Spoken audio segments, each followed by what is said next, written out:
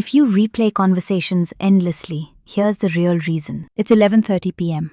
You're trying to sleep, but your brain has decided it is the perfect time to open a cold case file from 6 hours ago. You're rewatching the mental footage of that coffee chat with your coworker or that Zoom call with your boss. You're analyzing your tone, that one joke you made, the pause that felt 3 seconds too long. You cringe, you toss, you turn, you think, why am I like this? Welcome to Unspoken 101. We are here because nobody teaches the real life stuff in school, but we need to learn it. Because the truth is, effective communication and the ability to handle your own emotions are directly linked to your career growth, your success, and genuinely happy relationships. This channel is our effort to build that roadmap together. If you caught our last video, we talked about how to handle people who subtly disrespect you. That was about external defense. But today we are dealing with the harshest judge of all, the one inside your head. We are talking about the post-social spiral.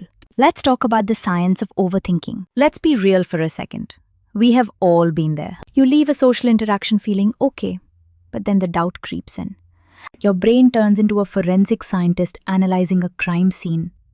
Except the crime was you saying you too when the waiter said, enjoy your meal. We call this the post-event processing loop. It's a fancy psychological term for beating yourself up for being human. So why does this happen? The reason might surprise you. Here is the insight that changes everything. You aren't analyzing the conversation because you are bad at socializing. You are analyzing it because you care deeply about connection. You are likely a high empathy person who is terrified of making others feel uncomfortable. That anxiety? It's just your empathy aimed in the wrong direction, inward instead of outward. But here is the problem. While you are obsessing over whether you sounded stupid, the other person isn't thinking about you at all. They are thinking about themselves. Let's dive into something called the spotlight effect. There is a concept in psychology called the spotlight effect. We walk through life feeling like there is a spotlight following us, highlighting every stutter, every awkward silence, and every bad hair day. We assume everyone is watching us in 4K resolution. The reality? Everyone else is walking around in their own spotlights. They are too busy worrying about their own awkward comments to remember yours. So how do we actually stop the loop and turn down the volume on that inner critic? First, you need to separate feelings from facts. When you look back at a conversation, you are usually remembering the feeling of anxiety, not the reality of the interaction. Just because you felt awkward does not mean you looked awkward. Feelings are real, but they aren't always true. Second, play the so what game. Let's say the worst case scenario is true. Let's say you did tell a joke that didn't land. Let's say you did interrupt someone by accident. So what? Will this matter in 5 years?